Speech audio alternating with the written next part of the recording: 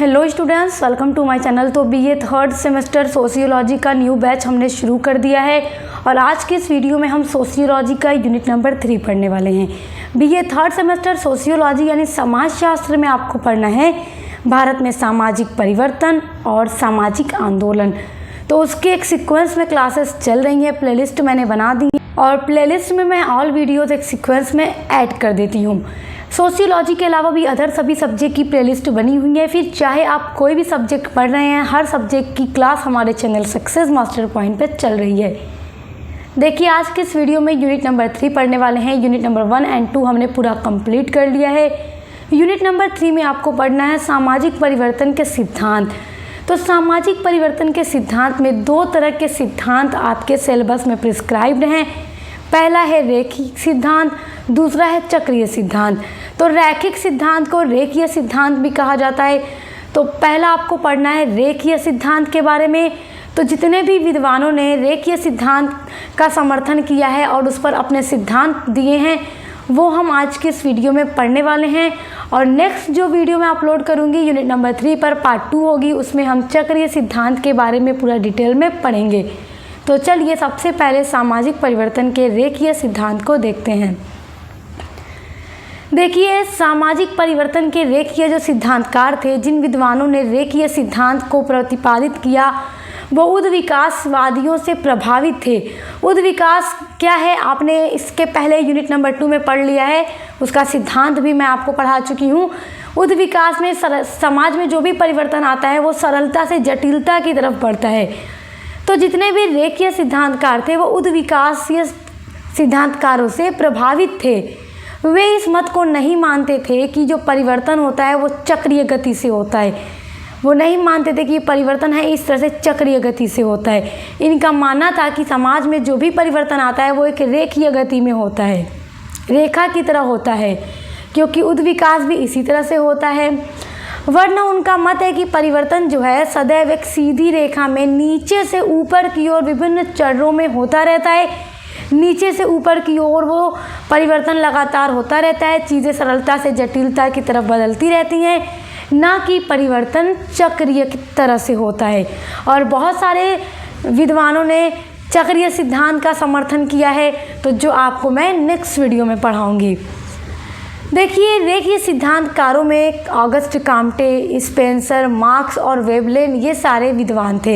इन सभी विद्वानों ने सामाजिक परिवर्तन के रेखीय सिद्धांत को माना है और उसी पर अपने सिद्धांत दिए हैं। अब हम पढ़ेंगे ऑगस्ट काम्टे का सिद्धांत। वही ऑगस्ट काम्टे जिन्होंने समाजशास्त्र को एक सब्जेक्ट के रूप में विकसित किया और जिन्हें समाजशास्त्र का पिता या जनक माना जाता है।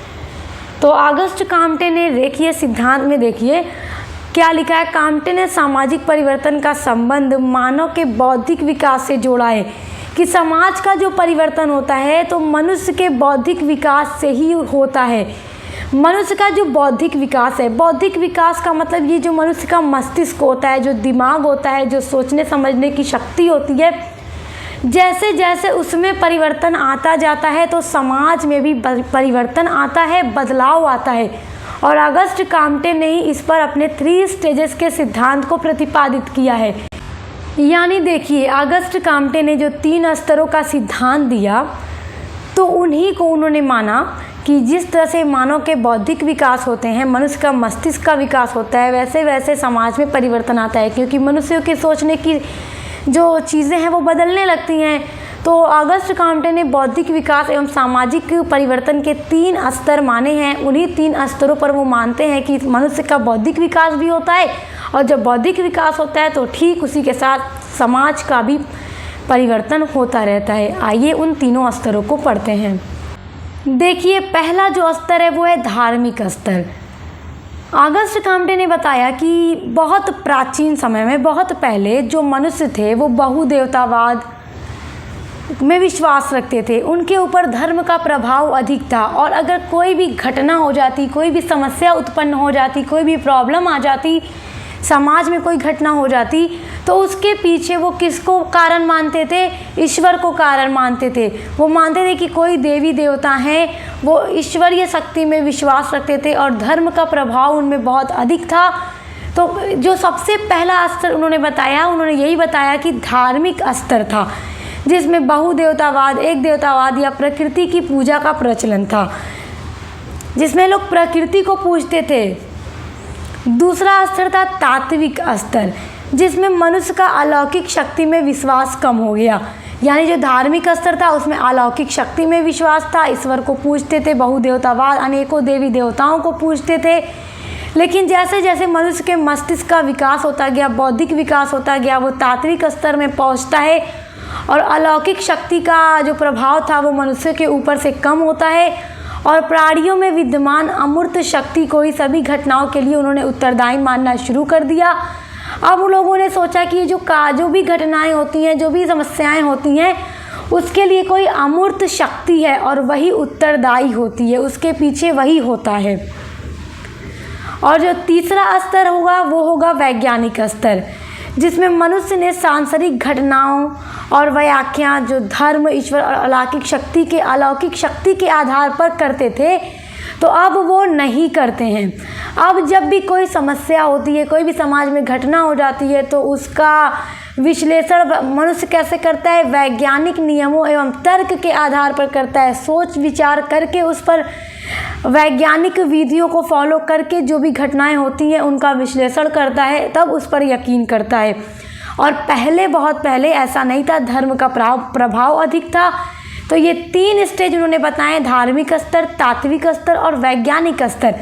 वैज्ञानिक स्तर में तर्क को भी स्थान दिया गया और जितने भी वैज्ञानिक पद्धतियां हैं उनको भी स्थान दिया गया। और आज के टाइम में मनुष्य किसी भी घटना को पहले क्या करता है, उसकी जांच पड़ताल करता है, उसका विश्लेषण करता है, तब जाके उस पर यकीन करता है।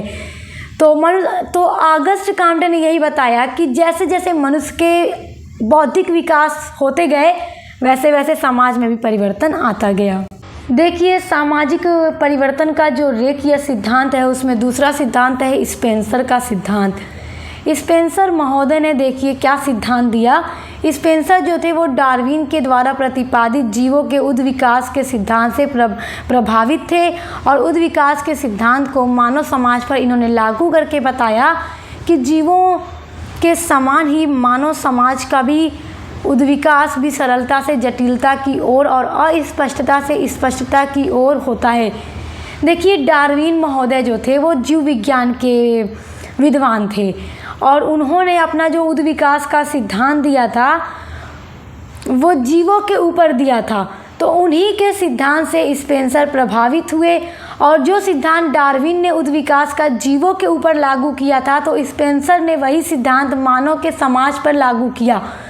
और स्पेंसर ने ये बताया कि जिस तरह जीवों का विकास कैसे होता है, सरलता से जटिलता की तरफ होता रहता है, तो उसी तरह मानव समाज का भी जो बदलाव होता है, जो परिवर्तन होता है, वो सरलता से जटिलता की तरफ होता रहता है। और जो चीज़ें आसान रहती हैं वो धीरे धीरे क्या होती जाती हैं? जटिल होती जाती हैं, कठोर होती जाती हैं। स्पेंसर ने क्या बताया कि जो चीज़ें सरल होती हैं वो जटिलता की तरफ जाती हैं, जो अस्पष्ट होती हैं वो स्पष्टता की ओर जाती हैं और जो समान होती हैं वो असमानता की ओर बढ़ती रहती हैं। और मनुष्य क्या है? एक सामाजिक प्राणी होता है, अतः उसके प्रवृत्ति, जन्म एवं मृत्यु पर सामाजिक कारकों, प्रथाओं, मूल्यों और आदर्शों का भी प्रभाव पड़ता है, क्योंकि समाज में ये सारी चीज़ें होती हैं और मनुष्य के ऊपर इसका प्रभाव पड़ता है। और इस पर्यावरण में केवल श्रेष्ठ मनुष्य ही बचे रहते हैं जो समाज को निर्मित करते हैं तथा उसमें परिवर्तन लेकर आते रहते हैं। और प्रत्येक जो नई पीढ़ी होती है वो पुरानी पीढ़ी से ज्ञान और विज्ञान के क्षेत्र में अधिक आगे होती है और समाज को आगे की ओर बढ़ाती है। तो इस प्रकार समाज क्रमशः आगे बढ़ता रहता है और समाज में परिवर्तन होता रहता है। तो इस प्रकार स्पेंसर ने सामाजिक परिवर्तन के लिए अप्राकृतिक एवं सामाजिक प्रवृत्ति को आधार माना है और उन्होंने अपने इस सिद्धांत में यही चीज़ें बताई हैं कि धीरे धीरे समाज क्या है? जटिलता की तरफ बढ़ता जाता है। देखिए, अगला जो सिद्धांत है रेखीय सिद्धांत में वो है कार्ल मार्क्स का सिद्धांत। कार्ल मार्क्स ने भी यही माना है कि समाज में जो परिवर्तन होता है एक सीधी रेखीय दिशा में होता रहता है और नीचे से ऊपर की ओर बढ़ता रहता है। मार्क्स ने सामाजिक परिवर्तन का आर्थिक निर्धारवादी सिद्धांत प्रस्तुत किया है और उन्होंने बताया है कि उत्पादन की प्रणाली से ही मानव समाज भी सामाजिक, आर्थिक, सांस्कृतिक और धार्मिक और राजनीतिक संरचनाओं का निर्धारण होता है। यानी जैसी उत्पादन की प्रणाली होगी वैसा ही समाज में बदलाव होगा। यह उत्पादन प्रणाली स्थिर नहीं रहती है क्योंकि लगातार बदलाव आता रहता है, नई नई टेक्नोलॉजी से भी बदलाव आता रहता है। जब कभी इसमें परिवर्तन आता है तो संपूर्ण समाज में भी परिवर्तन आ जाता है। समाज के हर एक क्षेत्र में परिवर्तन आ जाएगा, आर्थिक, सांस्कृतिक, धार्मिक, राजनीतिक, देखिए धीरे धीरे हर फील्ड में परिवर्तन आ जाएगा। जब हाथ की चक्की प्रचलित थी तो दूसरे प्रकार का समाज था और आज मशीन से उत्पादन होता है तो एक प्रकार से ये भिन्न समाज है। पहले के अकॉर्डिंग ये बदलाव आ रहा है। तो क्या हो रहा है कि चीज़ें जो हैं उत्पादन के प्रणाली के अकॉर्डिंग चेंज होते रहते हैं। उत्पादन की जो नवीन शक्तियाँ उत्पन्न होती हैं तो उससे क्या होता है कि जितनी भी पुरानी शक्तियाँ हैं वो क्षीण हो जाती हैं, समाप्त हो जाती हैं। तो कार्ल मार्क्स ने अपने रेखीय सिद्धांत में यही चीज़ बताई है कि जैसे जैसे नई नई चीज़ें आती रहती हैं समाज के अंदर तो उसी तरह से समाज बदलता रहता है। और उन्होंने बताया कि समस्त सामाजिक परिवर्तन आर्थिक या प्रौद्योगिकी आधार पर ही होते हैं, अतः उसके सामाजिक परिवर्तन के सिद्धांत को निर्णयवादी भी कहा जाता है। उसके विचार से धर्म, राजनीति, भौगोलिक दशाएं अथवा अन्य कारण सामाजिक परिवर्तन को जन्म नहीं देते। केवल आर्थिक कारक ही संपूर्ण सामाजिक व्यवस्था को बदलता है। ये कौन मानता है? ये कार्ल मार्क्स मानते हैं कि जिस जिस तरह से बदलाव आता है उत्पादन प्रणाली में, आर्थिक चीज़ों में, वैसे वैसे समाज में बदलाव आ जाता है। चौथा सिद्धांत है वेबलेन महोदय का सिद्धांत। देखिए वेबलेन जो थे ये भी एक ऐसे विद्वान थे जिन्होंने ये माना कि समाज में जो परिवर्तन होता है एक रेखीय दिशा में होता है, चीज़ें निम्न से ऊपर की तरफ जाती हैं। वेबलेन ने सामाजिक परिवर्तन का प्रौद्योगिकी निर्धारण का सिद्धांत प्रस्तुत किया। उन्होंने बताया कि मनुष्य आदतों के द्वारा ही नियंत्रित होता है और आदतें पर्यावरण यानी कि प्रौद्योगिकी पर्यावरण पर निर्भर होती हैं। इसलिए जब कभी प्रौद्योगिकी पर्यावरण में परिवर्तन होता है तो मानवीय आदतों में भी क्या होता है? परिवर्तन सामाजिक संस्थाओं में परिवर्तन लाता है। यानी कि इनका मानना ये है कि जैसे जैसे पर्यावरण बदलेगा वैसे वैसे लोगों की आदतें बदलेंगी। पर्यावरण का यहाँ पे क्या तात्पर्य है कि प्रौद्योगिकी, देखिए आज के टाइम में विज्ञान का क्षेत्र है और विज्ञान के द्वारा रोज़ नए नए आविष्कार हो रहे हैं। तो जैसे जैसे आविष्कार बढ़ता जा रहा है मनुष्य उन पर ही डिपेंड हो रहा है और मनुष्य की आदतों में भी बदलाव आ रहा है। आज कपड़ा धुलने वाली वॉशिंग मशीन है, आज के बहुत साल पहले नहीं थी। तो मनुष्य की आदत क्या थी? वो नहाते टाइम अपने कपड़ों को धुल लेता था, सुखा लेता था। मगर आज वो कपड़े साइड रख देता है, नहा के निकल जाएंगे, कपड़े कौन धुलेगा? मशीन धुलेगी। तो इसी तरह से आज के टाइम में हर एक चीज़ की मशीनें हैं, मनुष्य की आदतें उसी हिसाब से बदल जाती हैं। तो इससे भी क्या होता है कि समाज में परिवर्तन आता है। तो ये भी एक कैसा परिवर्तन है? रेखीय दिशा में होने वाला परिवर्तन है। तो ये वेबलेन महोदय ने अपने सिद्धांत में बताया है। तो हमने 4 सिद्धांत देखे हैं रेखीय सिद्धांत जो कि बहुत इंपॉर्टेंट हैं और आपके एग्ज़ाम में पूछे जाएंगे। अगला जो टॉपिक है वो है सामाजिक परिवर्तन का चक्रीय सिद्धांत। ये भी उतना ही इम्पॉर्टेंट है और रेखीय सिद्धांत, चक्र सिद्धांत दोनों से क्वेश्चन एग्जाम में ज़रूर आता है और हर साल आता है और आपसे भी पूछा जाएगा। तो चक्रीय सिद्धांत को हम नेक्स्ट वीडियो में पढ़ेंगे। तो ये आपकी पार्ट 2 होगी और इसी तरह क्रम में आपको अपने हर एक सब्जेक्ट की क्लास मिलती रहेगी। तो उसके लिए आप हमारे साथ जुड़े रहिए, अच्छे से पढ़ाई करते रहिए। Best of luck. हम मिलते हैं नेक्स्ट वीडियो के साथ।